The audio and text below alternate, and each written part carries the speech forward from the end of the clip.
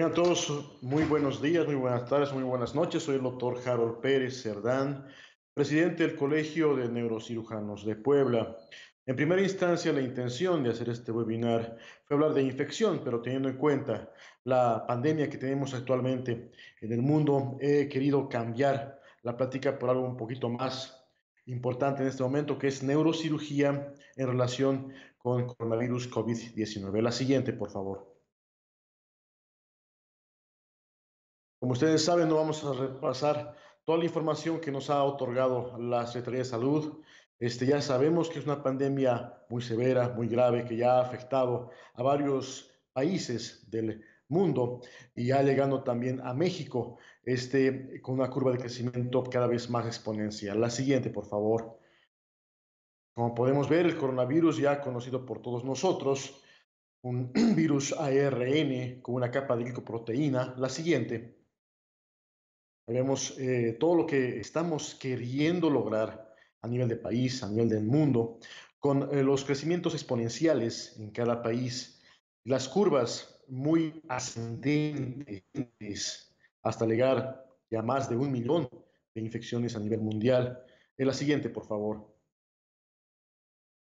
¿Y dónde estamos en México? En México tenemos, gracias a Dios, una muy buena comunicación con la Secretaría de Salud. Y bueno, tenemos ya bastantes casos, también bastante mortalidad repartida en varios estados del país. No vamos a indagar tanto en esto porque no es el enfoque como tal del tema. La siguiente, por favor. Los objetivos como tal son muy claros, que la curva epidémica tenga posteriormente a aplanarse. Sabemos que la fase 3 que considera el gobierno va a llegar. Sin embargo, necesitamos que sea lo más plana posible para que podamos controlar la cantidad de pacientes que lleguen a los hospitales del país y tengamos, y mejor dicho, no tengamos un desabasto como tal en la seguridad con nuestros pacientes. La siguiente, por favor. Bueno, ahí vemos un poco acerca de cómo va México. Y en México vemos que la curva está ascendiendo, no tanto como en otros países. Sin embargo, ya existe como tal más casos, más o menos 120 por día. Y a la vez también de funciones, más o menos 7, 8 por día. Estamos en fase 2. La siguiente. Bueno, buscando en PubMed, buscando en la literatura mundial digital, pues sí, ya hay varios cirujanos. Sí, no tenemos como tal un reporte en todo el mundo de cuántos tienen COVID-19, pero sí, ya hasta el momento hay 4 o 5 neurocirujanos fallecidos. La siguiente, vamos a nombrar a unos cuantos. El doctor Hugo Díez Pérez, el primer fallecimiento, de hecho, en Paraguay, un neurocirujano, que bueno, falleció cumpliendo su deber. El siguiente, por favor.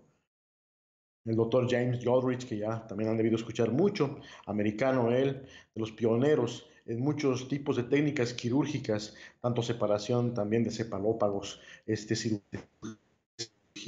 de alto nivel, que también Dios lo tenga en su gloria, que es otro de los neurocirujanos que falleció en esta pandemia. La siguiente. Ahí tenemos el primero que falleció, el doctor Liu Ziming. El doctor Liu fue director de uno de los hospitales en China, donde comenzó como tal la infección. El doctor también falleció muy, muy joven, a los 31 años, neurocirujano. La siguiente. El doctor Jorge Chica también, del Ecuador, que también falleció por esta terrible pandemia, igual el neurocirujano. La siguiente, bueno, son unos que pocos neurocirujanos, gracias hasta el momento, que falleció, pero sin embargo la pandemia es latente, la pandemia pues está aquí y quién sabe cómo vaya a irnos, solamente la verdad, solamente Dios lo dirá.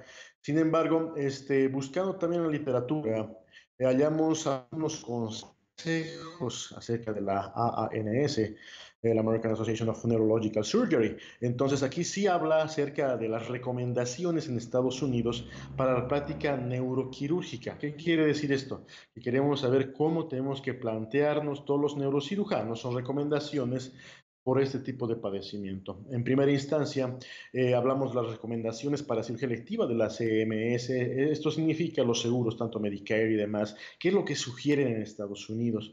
Sugieren en primera instancia que se evite las cirugías como tal, que no sean de urgencia. Vamos a hablar en la siguiente diapositiva, por favor. Tenemos un cuadro ahí que comentan, bueno, existen varios niveles que hablan de Tier 1, Tier 1, Tier 2 y demás, acerca del grado de importancia de realizar lo más antes posible una cirugía. Por ejemplo, en lo que nos compete a los neurocirujanos, un síndrome de túnel del carpo evidentemente tiene que posponerse. Además que también se comenta de otros padecimientos aquí en sí en cirugía como tal. Ahí vemos también en 2A que se tiene que considerar o posponer la cirugía o el procedimiento en padecimientos que sí tratamos nosotros, como hacer cirugías de columna, tanto cérvico-tóraco-lumbar. Entonces sí, son situaciones que tiene que tomar en cuenta el neurocirujano, obviamente de manera individual, acerca qué pacientes pueden ser diferidos para posteriormente ser tratados quirúrgicamente. La siguiente, por favor.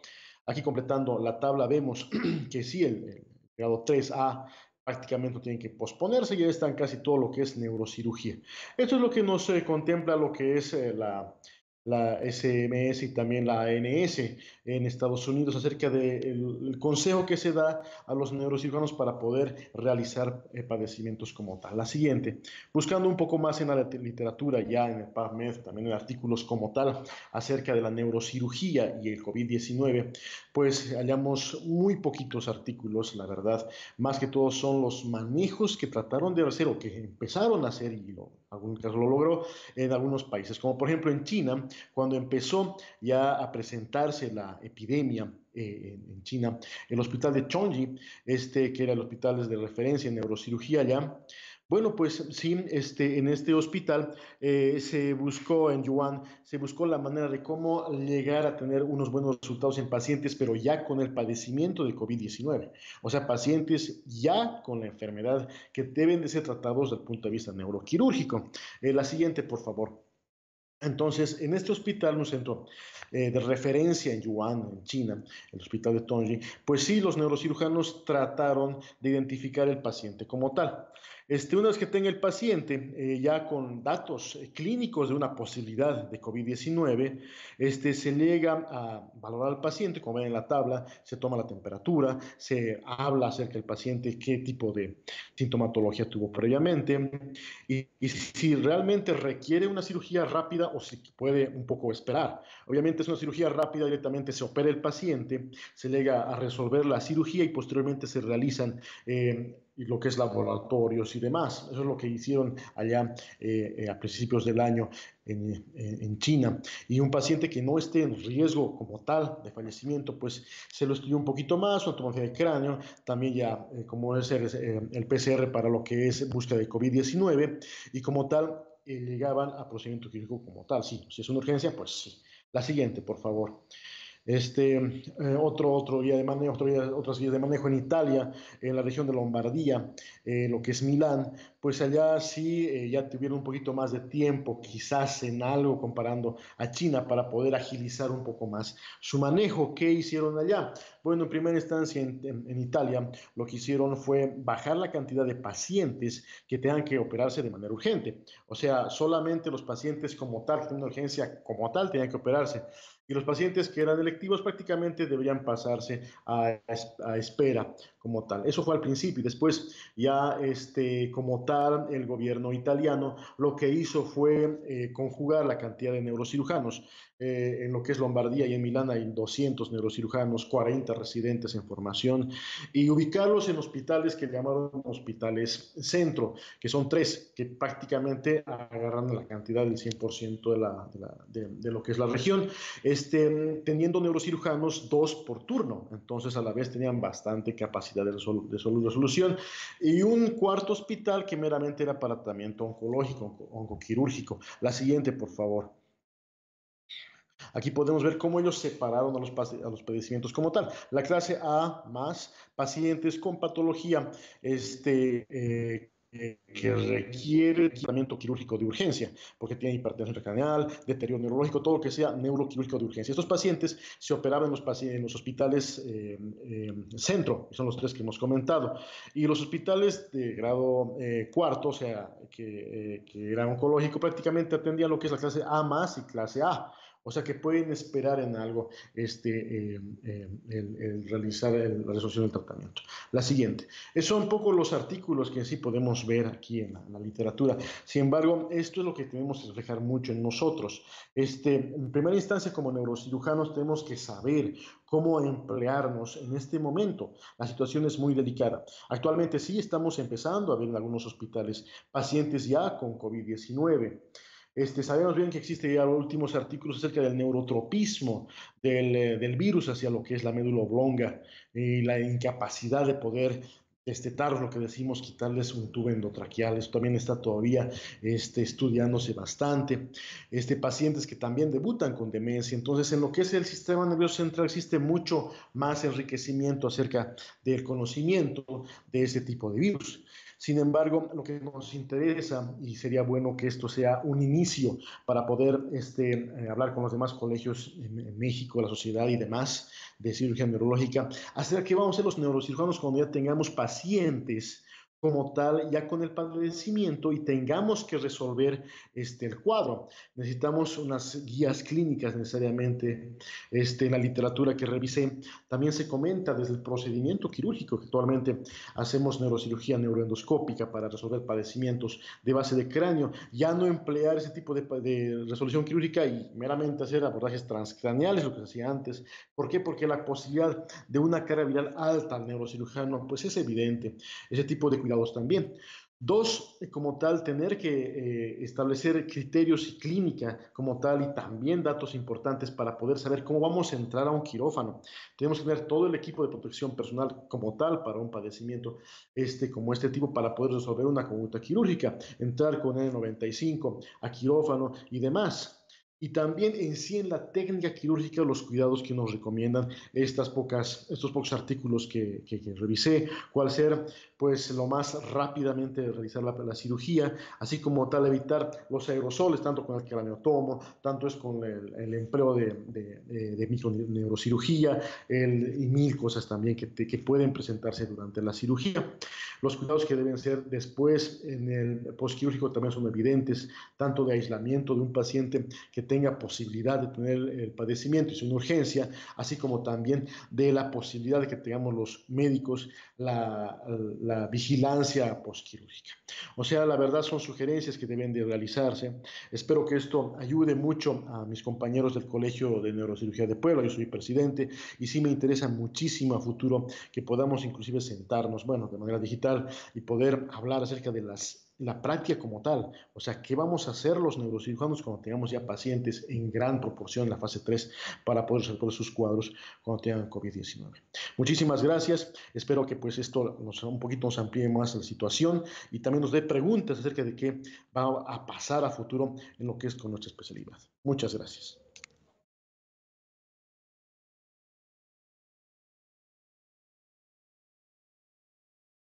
¿Qué tal?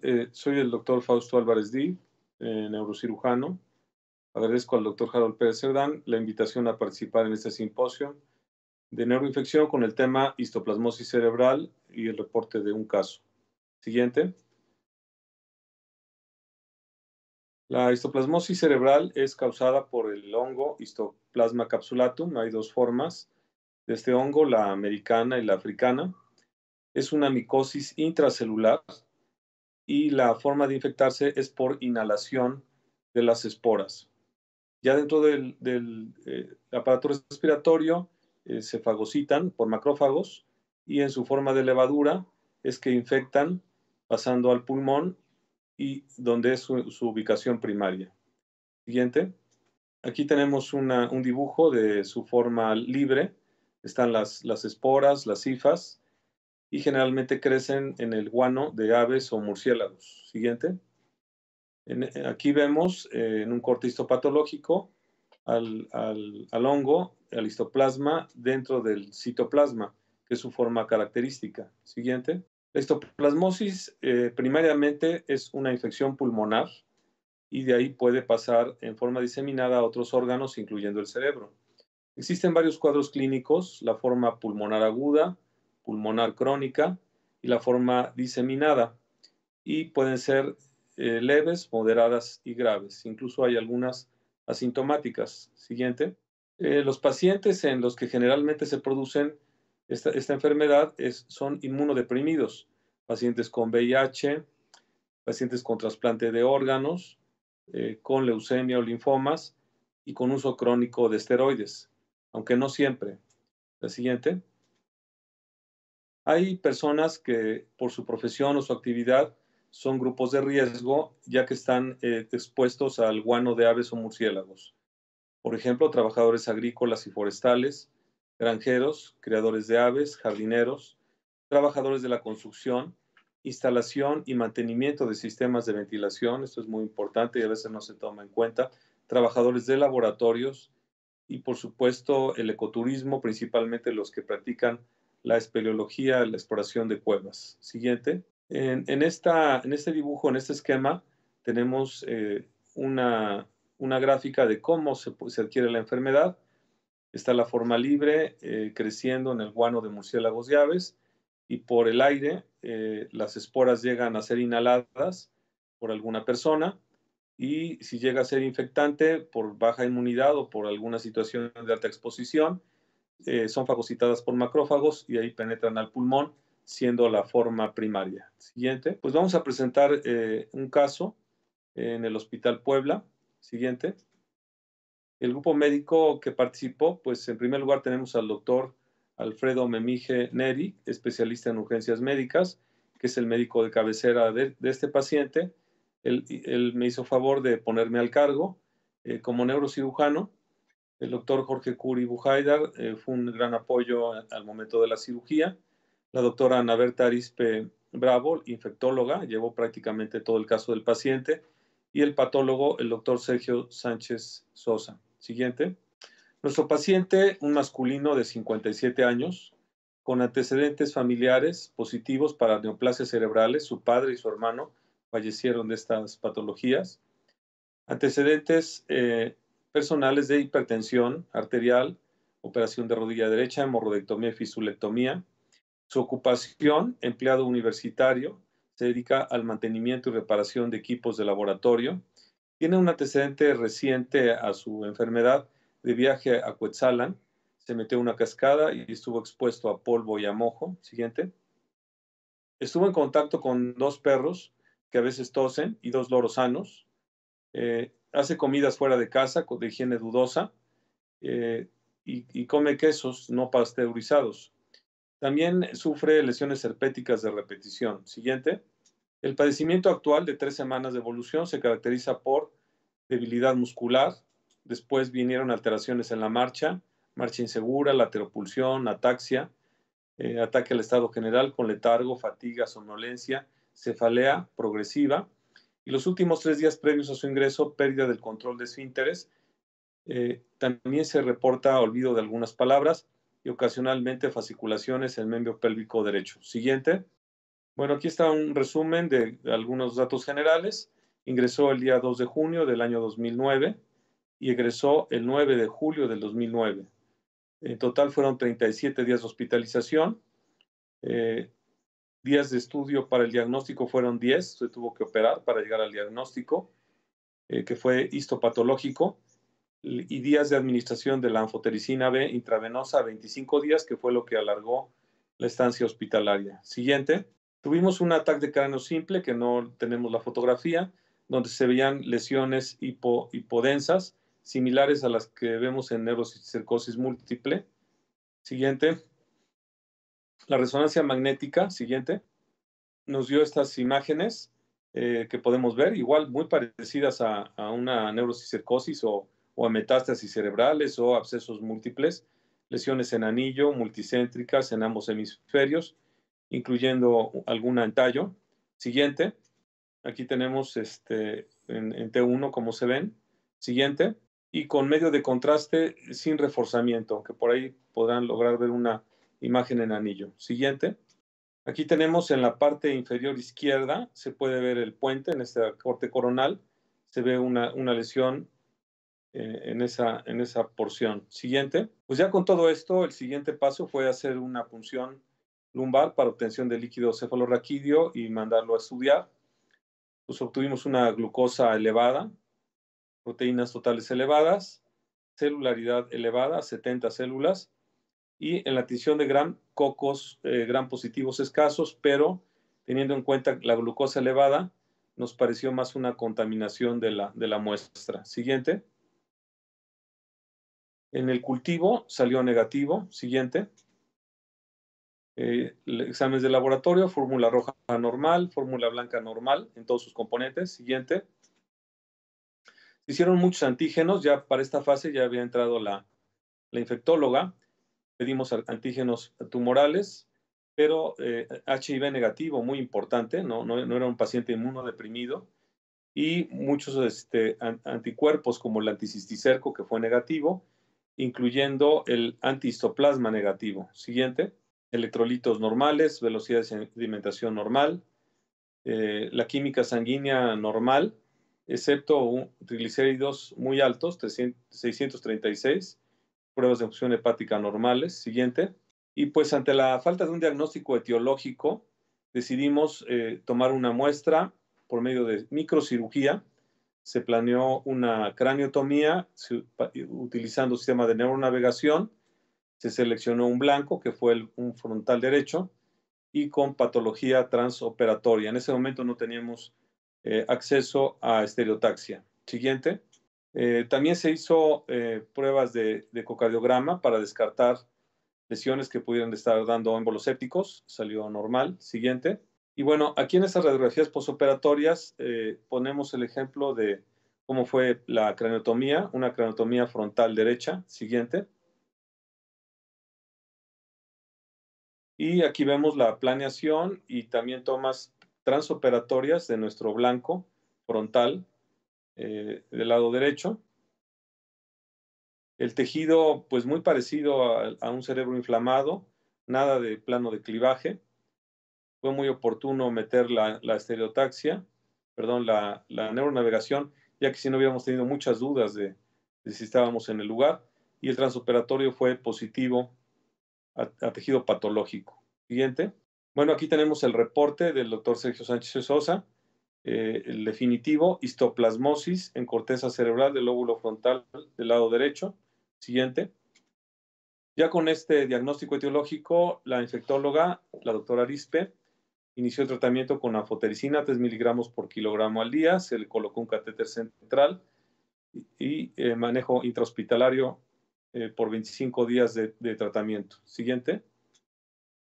Se le dio también Epamin, dexametasona, antibióticos por la cirugía profilácticos, aunque después hizo algún evento pulmonar leve, se le anticoaguló, tuvo un evento también de herpes, se le dio Sovirax y Pantosol. Siguiente.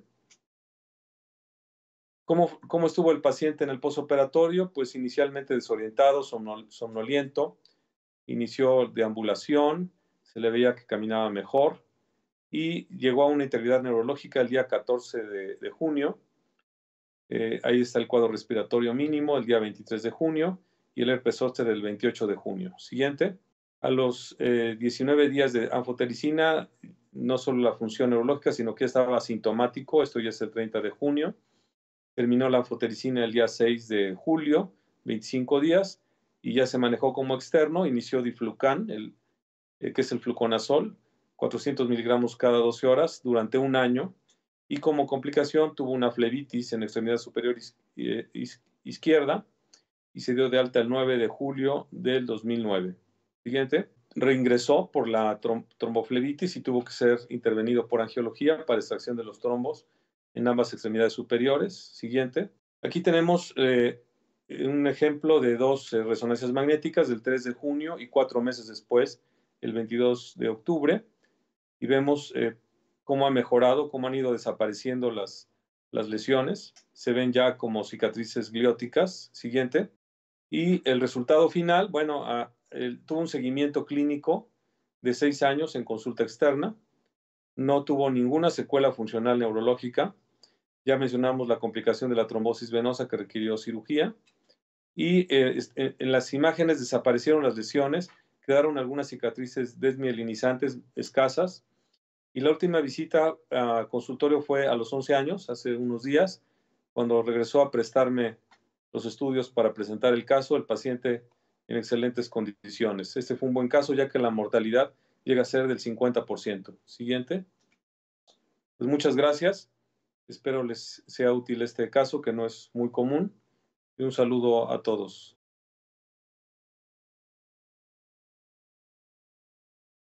Hola, estimados miembros del Colegio de Neurocirujanos del Estado de Puebla, su servidor y amigo Manuel Castillo de la Cruz. En apoyo a las sesiones académicas que, a petición del doctor Harold, se van a realizar en esta modalidad, voy a hablarles un poquito acerca de la lumbalgia infecciosa. Siguiente diapositiva. ¿De qué va a tratar esto? La lumbalgia, pues, es el dolor que se manifiesta o se localiza entre la última costilla y la zona glútea. Es la definición que todos nosotros conocemos y obviamente puede extenderse o no al miembro pélvico. Clasificaciones, ustedes las conocen perfectamente. Puede hablarse acerca del tiempo, puede hablarse incluso de la recurrencia que puede tener, pero en nuestro quehacer médico, sobre todo, lo interesante es el origen. Y el origen para establecer si estamos hablando de una situación quirúrgica o no. Y eso, pues, obviamente requiere de la realización de estudios complementarios. Siguiente diapositiva. Pero, ¿qué sucede con ese paciente que, a pesar del tratamiento que ya se le realizó y que incluye la combinación de antiinflamatorios no esteroideos, el uso de esteroides con vitaminas, el uso de neuromoduladores para el dolor, incluyendo también la prescripción de derivados de morfina? El dolor intenso que impide caminar a ese paciente nos llama la atención. Y si tenemos a la mano los estudios de imagen que no nos hace sospechar de ninguna patología, podemos empezar a considerar que es un paciente que está simulando, que tiene un trasfondo psiquiátrico. Sobre todo si encontramos muy pocos signos de neurotensión en alguna de las extremidades. Y también incluyendo la historia clínica que ya le realizamos, en donde no existe ningún antecedente de importancia. Obviamente la exploración que realizamos no es solamente el enfoque de la lumbalgia, nos obliga a revisar otras situaciones clínicas con él, incluyendo la fuerza, los reflejos de las extremidades, la sensibilidad de las mismas, y me refiero a las extremidades superiores. Siguiente diapositiva. Y entonces nos planteamos el realizarse otro tipo de abordaje diagnóstico, pero en otro sentido, en otro camino. Y esto, pues, hace que regresemos un poquito de retrospección en el análisis de este paciente, y hay que revisar nuevamente los estudios que ya se solicitaron previamente. Y muchas veces son estudios que solicitaron ya algún otro colega médico. Hay que repetir el interrogatorio del paciente. Hay que encaminar a la búsqueda de síntomas fuera de los lugares en donde el dolor que refiere tener ha estado presente. Y esto nos obliga a ampliar el panorama de la consideración del diagnóstico de dolor de espalda, a intencionadamente a considerar problemas neoplásicos, de infección, problemas autoinmunes e incluso problemas vasculares de insuficiencia en las piernas, como es la enfermedad de Lerich. Siguiente diapositiva. La lumbalgia infecciosa, en este caso, enfocándonos al problema como tal del tema, en realidad estaríamos hablando de una osteomielitis vertebral, pero en fases muy tempranas, que obliga a que nuestra experticidad se desarrolle, que obliga a que nosotros seamos un poquito más acuciosos y estar 2 pasos adelante de la evolución que puede estar teniendo ya este paciente. En la literatura está publicado que las personas de más de 50 años tienen riesgo de hacer lumbalgia infecciosa, que es más frecuente en hombres. La incidencia es lo que está reportado aquí en esta diapositiva y no ha cambiado, aunque esta bibliografía es del año 2000. Sin embargo, en este panorama actual de la medicina, encontramos que está aumentando esas estadísticas por la presencia de fiebre posoperatoria, que lo que hacemos es agregar una antibiótico-terapia más efectiva.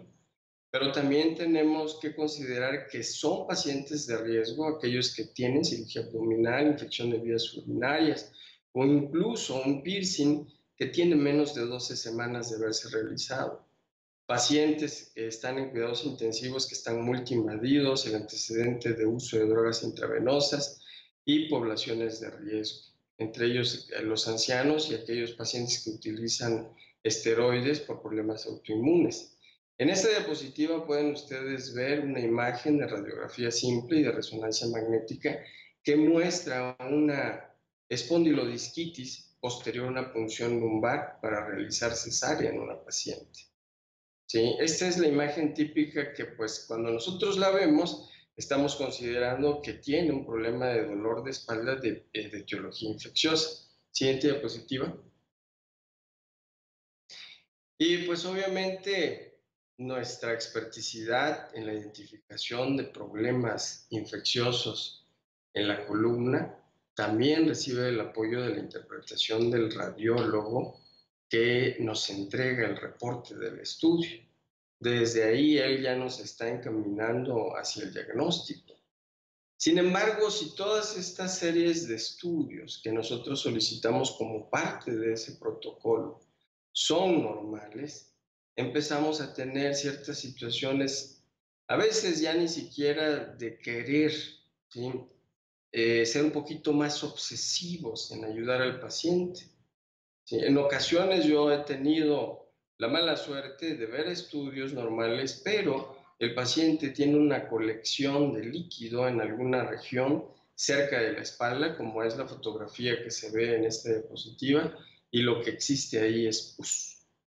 Y pues obviamente eso hace la sospecha de que sus molestias de dolor espinal lumbar está relacionado a un proceso infeccioso que, si bien no muestra datos francos en los estudios de imagen de un problema activo, debe de hacernos pensar que sí existe afectación lumboraquídea. Siguiente diapositiva. Este es el primer caso que les quiero compartir. Es una mujer de 40 años. Esta es la semiología que presenta, el tratamiento que ya estaba llevando a cabo, estudios que un colega ortopedista ya había solicitado y que también había sido valorado por otras personas. La resonancia magnética establecía el diagnóstico de una hernia de disco a nivel cervical C4-C5, que no era aguda, y la columna lumbar se reportaba como normal. Sin embargo, la paciente refería a un dolor en la escala visual análoga de 10 de 10. Y estas son las imágenes de ese caso. Lo que llama la atención en las imágenes es ese moteado hiperintenso adyacente a los cuerpos vertebrales, tanto en la imagen sagital como en la coronal. Y esto es las zonas de las epífisis, anatómicamente hablando. No está descrito en las publicaciones de libros y artículos acerca de imágenes típicas de infección temprana de osteomielitis lumbar. Sin embargo, dentro de lo que yo he identificado en los pacientes que me ha tocado atender, esto es un patrón característico de datos de osteomielitis temprana. La siguiente diapo, por favor. Y este otro caso es de un adolescente de 16 años. En el estudio de resonancia magnética que aquí les comparto, pueden ustedes ver también ese moteado hiperintenso en algunas de las vértebras lumbares. Hay un disco que está afectado, es L4, L5, y por ese disco afectado se le planteó cirugía a los papás. Este dolor que tenía esta chica de 16 años era completamente incapacitante, no le permitía ni caminar, a pesar de que alguien ya había indicado el uso de una andadera y también de muletas, pero no lograba moverse mucho. ¿Qué fue lo que sucedió con ella? La historia clínica evidenciaba que no había tenido ni fiebre, que el dolor había sido agudo, que en ocasiones empeoraba en la noche, pero presentaba sudoración. Le solicité el siguiente panel de laboratorio. Siguiente, por favor. Y son unas reacciones febriles. Esta evolución de estos dos casos, estas dos mujeres, es precisamente como puede evolucionar casos de brucelosis. que el dato más característico es dolor de espalda. Los otros signos que pudieran hacernos sospechar de la aparición del problema a nivel articular en otro sitio, algún rash en la piel o fiebre, no los tuvieron ninguno de estos dos casos. ¿Sí? Y ustedes pueden ver aquí el reporte. Siguiente diapositiva, por favor. ¿Qué es lo que quiero que ustedes puedan considerar y que es en realidad el meollo de esta presentación? Los pacientes, en la medida que se pueda, se deben de hacer diagnósticos muy tempranos para evitar que el tratamiento de estos casos terminen en realización de cirugías extensas con antibioticoterapias más agresivas y pues obviamente con una calidad de vida un poquito más comprometida. Es importante, por lo tanto, siguiente diapositiva, ¿sí?, que pudiéramos considerar todas estas situaciones como banderas rojas, como red flags, para que nosotros en nuestra consulta, en la atención de este tipo de pacientes que tienen lumbalgia, no pensemos que tienen la idea ellos de querer una incapacidad o catalogarlos como pacientes con problemas psiquiátricos.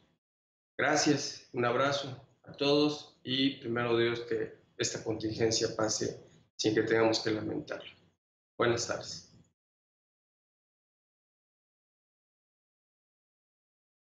Buenos días, yo soy el doctor Artemio Pérez Barbosa, soy neurocirujano egresado del Centro Médico Nacional La Raza, actualmente laborando en el Hospital de Traumatología y Ortopedia del Seguro Social y en el Hospital General del Sur de Puebla.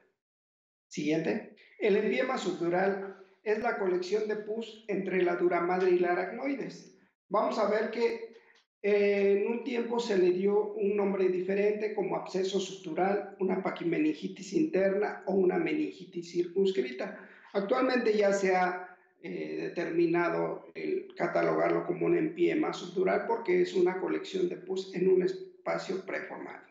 Siguiente. Dentro de los antecedentes históricos que tenemos, se menciona que el primer tratamiento quirúrgico fue realizado en 1699 por François de la Peyronnet. Era médico cirujano del rey Luis XV. En 1886 ya hay reportes de la experiencia por los autores Ceci y Onetti. En 1910, Blechbach ya menciona la experiencia de 44 casos en los cuales se realizó un drenaje quirúrgico. 1940, Kubik y Raymond Adams hacen una descripción de la fisiopatología del empiema. Y en 1940 hay ya la descripción de Courville de 42 casos en los cuales hace una relación con la sinusitis frontal.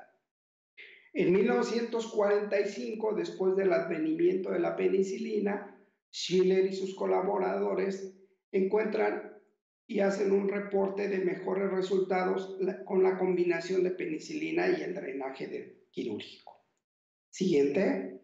El empiema subdural es una urgencia neuroquirúrgica. Vamos a decir que es más una emergencia, más que una urgencia.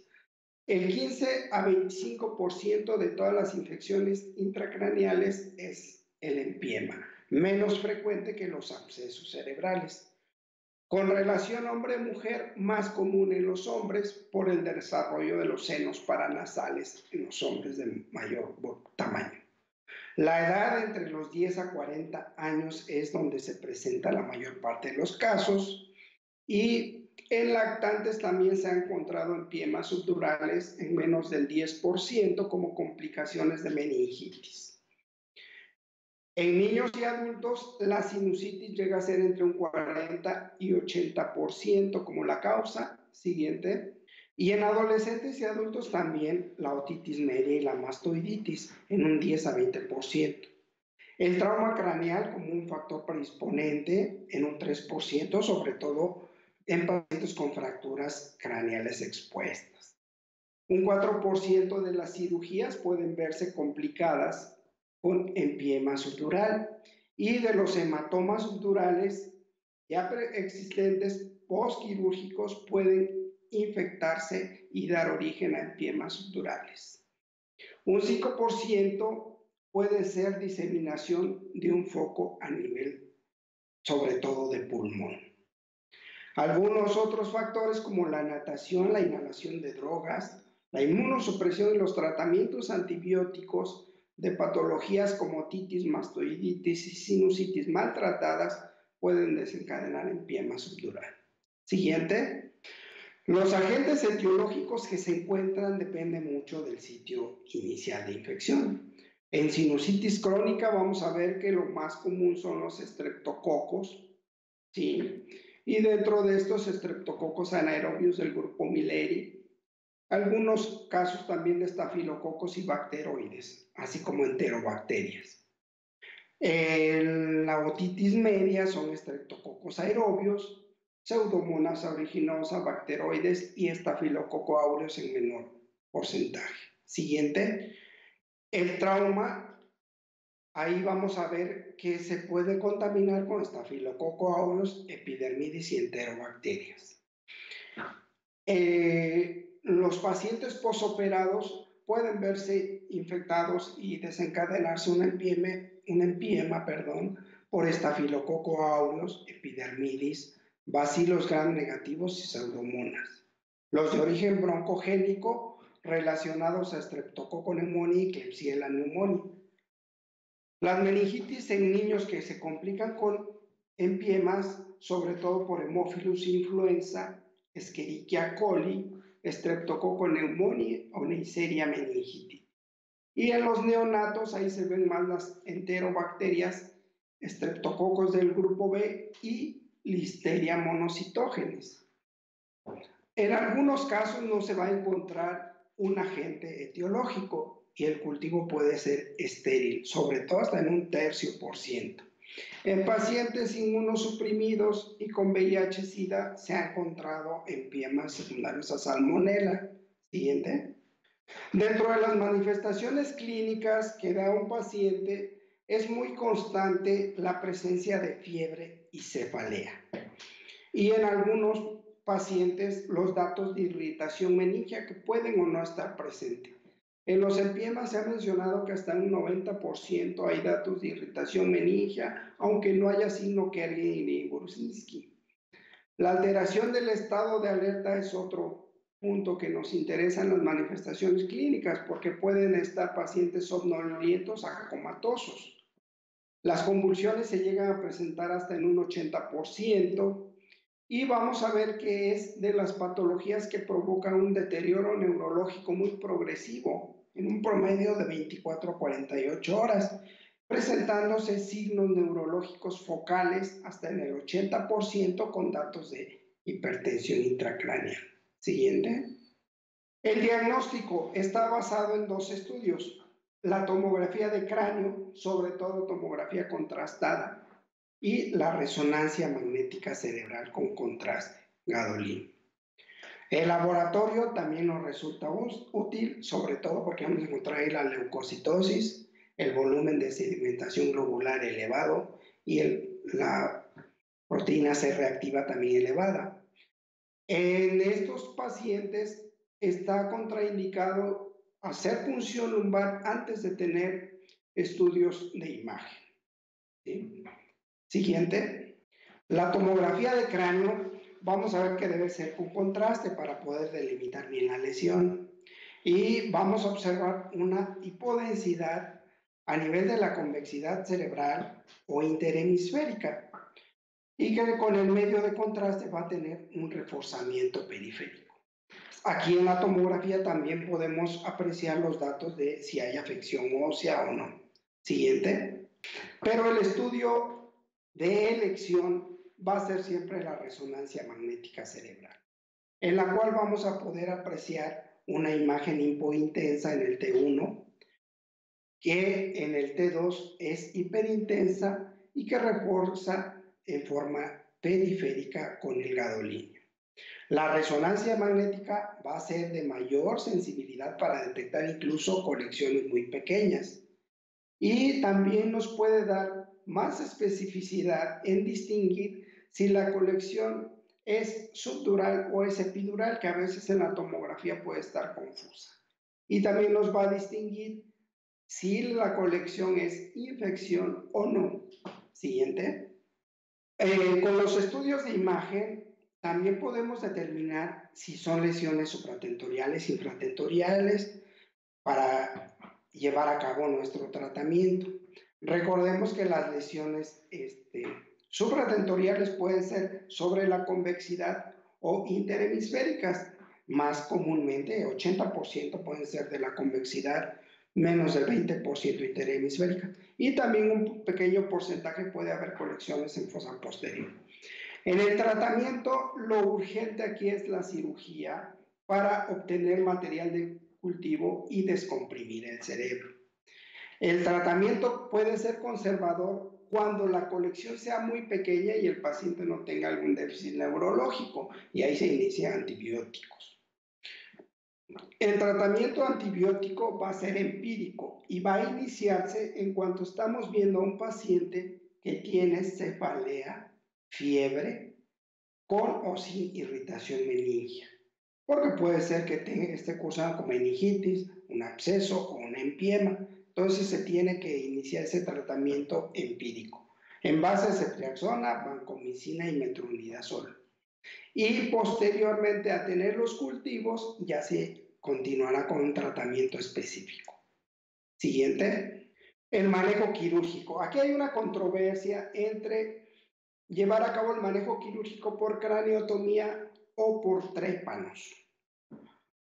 El manejo quirúrgico por craniotomía nos puede llevar a una descompresión cerebral adecuada. Podemos ver toda la colección y evacuarla completamente y hacer una revisión de las áreas anatómicas adyacentes. Puede conllevar una mortalidad de un 8.4% y muchos pacientes pueden acabar en una craniectomía. ¿Por qué? Porque podemos tener un edema cerebral transoperatorio que nos impida volver a colocar el hueso. Siguiente. El manejo quirúrgico por trépanos nos permite llevar a cabo la aspiración y la irrigación de la colección, sobre todo en pacientes que estén en condiciones críticas en los cuales la craniotomía va a aumentar la mortalidad, pacientes con choque séptico o pacientes, sobre todo los niños con meningitis. Muchos de estos procedimientos quirúrgicos por trépanos pueden requerir repetir nuevamente la cirugía y aspirar nuevamente la colección. La mortalidad que se ha reportado en el manejo quirúrgico por trépanos es alta en relación a la craniotomía, hasta un 23%. Siguiente. El tratamiento antibiótico empírico, pues aquí mencionamos los antibióticos que se pueden usar, ceftriaxona o cefotaxima, y las dosis que deben ser dosis meningias como adyuvantes a la vancomicina y al metronidazol. Y es un tratamiento que se recomienda durante 4 a 6 semanas en promedio. Hay medicamentos que se van a usar como anticomiciales, esteroides y manitol adyacentes, dependiendo del edema cerebral y las crisis convulsivas que sabemos que se presentan en estos pacientes. Siguiente. Y el tratamiento antibiótico específico encaminado hacia la bacteria que nos encontremos. Si encontramos estafilococo, los grupos de estafilococo responden a vancomicina, los bacilos gram negativos a cefalosporinas de tercera, cuarta generación, y los patógenos anaerobios se controlan con metronidazol. Cuando no desconocemos la bacteria, se deja el tratamiento a base de ceftriaxona y metronidazol. Y en niños se puede llevar a cabo el uso de ampicilina, metronidazol con cefotaxima, que se pueden sustituir la cefotaxima y la ampicilina por linezolid. Siguiente. Hay algunos factores que se han encontrado en los estudios que pueden ser desfavorables para el pronóstico del paciente. Dentro de ellos, el nivel de conciencia. El paciente que está en estado de coma inicialmente, pues va a tener un pronóstico mucho peor que un paciente que ya somnoliento. La edad también es otro factor que Los pacientes menores de 10 años o los mayores de 60 años van a tener un pronóstico menos favorable. Asimismo, el retraso en el diagnóstico y el retraso en iniciar antibióticos. Algunos estudios han mostrado que los pacientes que tienen cultivos estériles también tienen un pronóstico menos favorable. Siguiente. Y de los factores favorables vemos que el manejo temprano con cirugía y antibióticos es lo que puede llevarnos a un mejor pronóstico. Dentro del manejo quirúrgico se han visto que es mucho mejor la craniotomía como método inicial. Y la edad también, los pacientes entre 10 a 20 años tienen mejores pronósticos, con un nivel de conciencia conservados o en estado de somnolencia. Los pacientes que tienen una patología en senos paranasales también se ha encontrado que tienen una mejor evolución, sobre todo después de resolver el empiema, el ayudarnos con el apoyo de los otorrinos para hacer una cirugía de senos paranasales. Y los estreptococos son los que mejores responden a los tratamientos. Siguiente. Las complicaciones que se van a encontrar, la mayor complicación de los pacientes es las convulsiones, que se van a dar en el 50% o más de los casos. Otra de las complicaciones son los infartos cerebrales, sobre todo los de origen venoso, por embolia séptica. Aquí mencionamos también la trombosis séptica, que da lugar a los infartos cerebrales, las trombosis del seno cavernoso, la hidrocefalia, el edema cerebral o osteomielitis como complicaciones. Siguiente. El pronóstico, antes de la época de la penicilina, el pronóstico era fatal en el 100% de los casos. Actualmente los pronósticos son favorables en promedio en un 90% de pacientes, sobre todo que llegan con estados de alerta conservados. Malo en más del 50% de pacientes que llegan comatosos. El 10 a 40% de los pacientes pueden quedar con un déficit neurológico permanente. El pronóstico se ha visto que mejora con la cirugía temprana y sobre todo con el uso de craniotomía. Y el tratamiento antibiótico adecuado también disminuye la mortalidad, que en algunos de los casos puede llegar a ser de un 10 a un 20%. Siguiente. En conclusión, vamos a ver que es una emergencia neuroquirúrgica que afortunadamente es poco frecuente y en los cuales hay que tener mucho énfasis en la clínica. Paciente que ya con cefalea, fiebre, que tenga una rigidez de nuca y que se esté deteriorando rápidamente, nos debe hacer sospechar en la presencia de un empiema. El tratamiento antibiótico empírico de inmediato es lo inicial, antes incluso de llevar a cabo los estudios de imagen. Y aquí acordémonos que está contraindicado hacer punción lumbar en estos pacientes antes del estudio de imagen. La tomografía o la resonancia magnética con medios de contraste. Y los estudios pues demuestran una mejor especificidad de la resonancia magnética. Y la realización del manejo quirúrgico por craniotomía pues tiene mejores resultados. Muchas gracias.